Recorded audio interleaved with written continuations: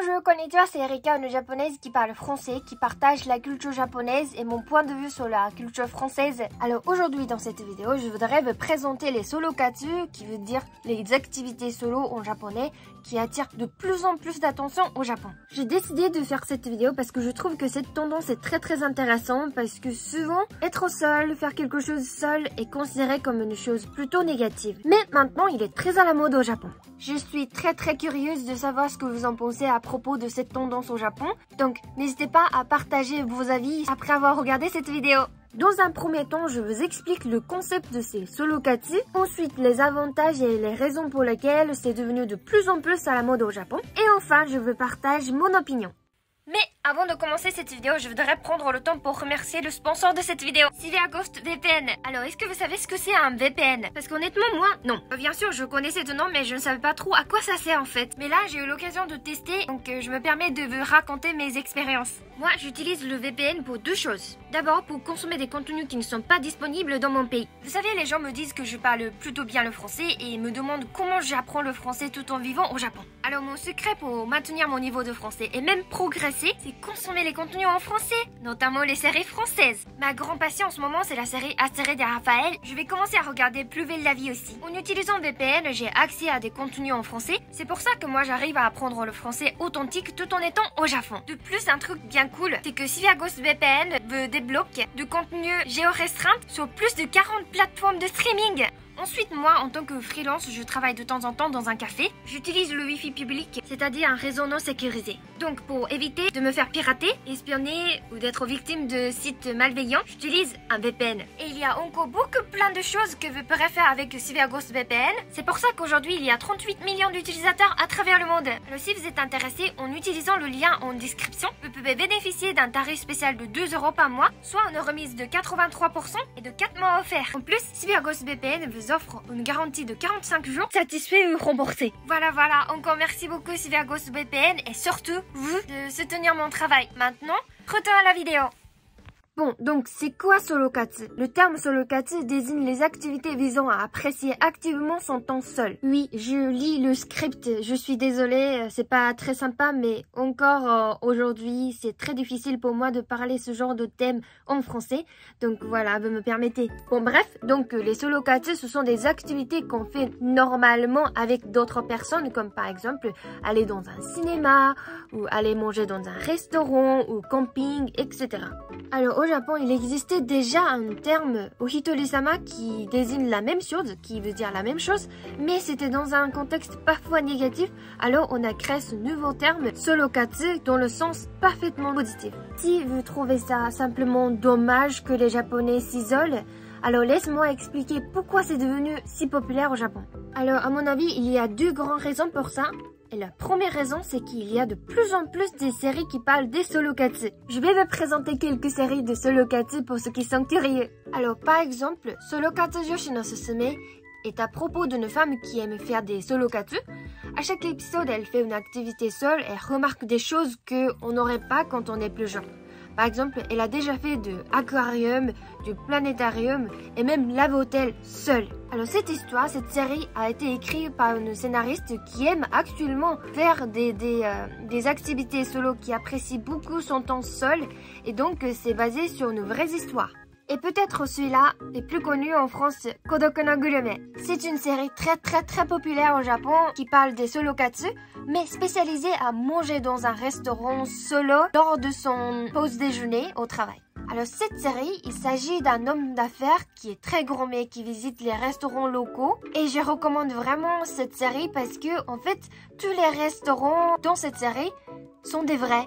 Donc si vous voulez connaître des bons restaurants locaux au Japon, regardez cette série. Ensuite, Wakako Sake est à propos d'une femme qui adore le saké, l'alcool japonais. Elle est tellement passionnée qu'elle est même gênée quand on lui aborde dans un bar. Je trouve que cette série est très bien parce que en fait ça donne une image positive d'une femme seule dans un bar. Avant, c'est bête de dire ça, mais avant c'était plus misérable d'aller au bar seule. Ça fait comme si on attendait d'être draguée, alors qu'elle Elle essaye de simplement profiter le saké, elle essaye de savourer le saké avec des tapas, les petits plats qu'on appelle otsumami. Et en plus avec cette série, on apprend des choses sur saké. Il y a plusieurs types de saké, l'alcool japonais, donc je trouve ça très bien. Sinon, il y a beaucoup d'autres séries qui parlent de solokatsu comme Hitori Camp de Kutteneru qui parle d'une personne qui fait de camping tout seul, Banshaku no Ryugi, Furukafeke Haru-san no Kyujitsu, etc. Bon, la deuxième raison pour laquelle les solokatsu sont devenus très connus et populaires, c'est que, à mon avis, la crise sanitaire, le corona, joue un rôle sur cette tendance. Alors, pendant la crise sanitaire, le gouvernement nous a encouragés de ne pas ressembler avec beaucoup de gens afin d'éviter l'infection. Et donc, du coup, les restaurants et les bars ont perdu beaucoup de clients. Et un peu plus tard, ils ont commencé à dire « Mais venez donc manger seul » ou alors il y a des plats importés aussi. Avant la crise sanitaire, il y avait beaucoup de restaurants qui n'acceptaient pas la réservation qu'à partir de 2 personnes. Mais après la crise sanitaire, ça a beaucoup changé. Pendant la crise sanitaire, aller manger dans un restaurant avec d'autres personnes était considéré comme une trahison ou inapproprié. Par contre, aller manger dans un restaurant seul était considéré comme un soutien pour les restaurants. Pour certains, c'était une très bonne excuse. Donc, avec cette tendance, solokatsu est devenu normal et beaucoup moins honteux de faire quelque chose seul. Alors maintenant, je vous explique les avantages des solokatsu pour les Japonais pour comprendre pourquoi c'est devenu très populaire et que les Japonais adorent faire des solokatsu. Un des plus grands avantages que beaucoup de Japonais mentionnent, c'est qu'on peut profiter les choses qu'on aime profondément sans faire attention aux autres. Alors, il faut savoir que le Japon est un pays de collectivisme et qu'on fait beaucoup d'attention aux autres pour ne pas casser l'harmonie de la communauté. On essaye toujours d'être poli et cela fatigue beaucoup de gens au Japon. Alors, très honnêtement, je suis vraiment fière de mon pays qui est très bien réputé, qui est très connu pour sa politesse. Mais en vivant au Japon, je vois beaucoup de gens qui sont fatigués de cette politesse, on a marre de faire tout le temps attention aux autres. Donc voilà, vous voyez maintenant qu'on est libre à faire ce qu'on veut seul, plusieurs. Il y en a qui préfèrent faire des activités solo pour éviter d'être stressé quand on fait quelque chose qu'on aime beaucoup. Bon, enfin, je voudrais partager mon avis sur cette tendance sur des activités solo au Japon. Mais je voudrais vous dire que c'est mon avis personnel et je ne représente pas la population japonaise. Mon avis, c'est mon avis.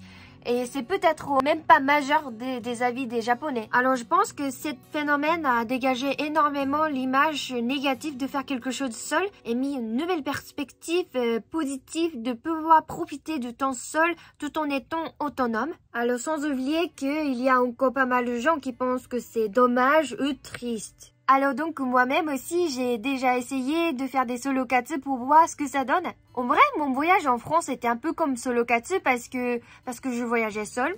Et voici ce que j'ai ressenti. Alors pour apprécier profondément les solokatsu, autrement dit le temps avec soi-même, il m'a fallu certains efforts. C'était difficile au début à vrai dire. Pourquoi? Parce que je me sentais tellement seule en faisant quelque chose autour de beaucoup de monde. En fait, je me suis rendu compte que je me sens seule quand je suis seule dans la condition où il y a des gens autour de moi et pas quand je suis physiquement toute seule dans ma chambre. Je ne sais pas si c'est le cas pour tout le monde, mais j'ai trouvé ça très bizarre et intéressant. J'ai donc commencé à réfléchir.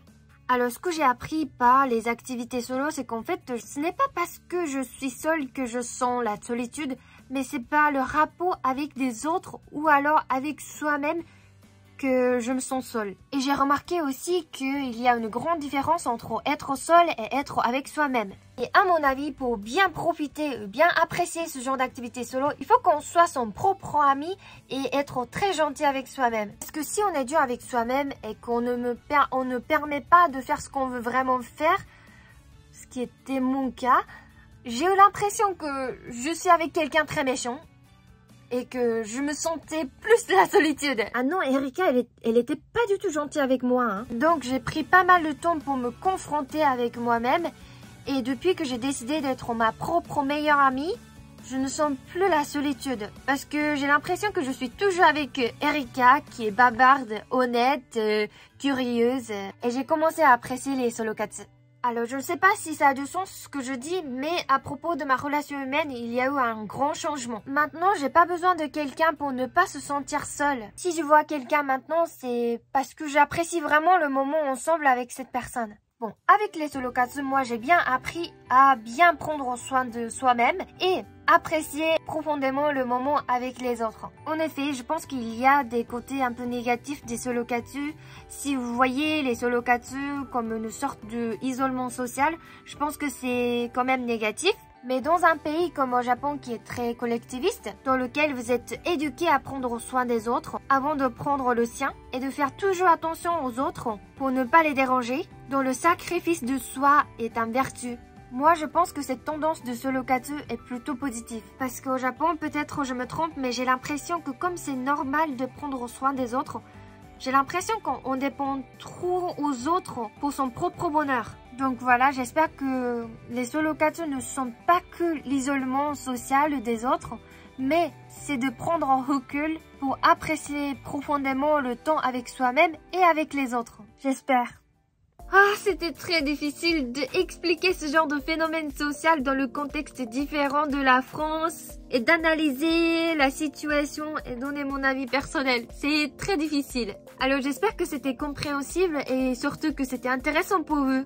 Merci beaucoup d'avoir regardé cette vidéo jusqu'à la fin. J'ai passé des heures et des jours pour faire cette vidéo. Donc j'espère que cette vidéo vous a plu.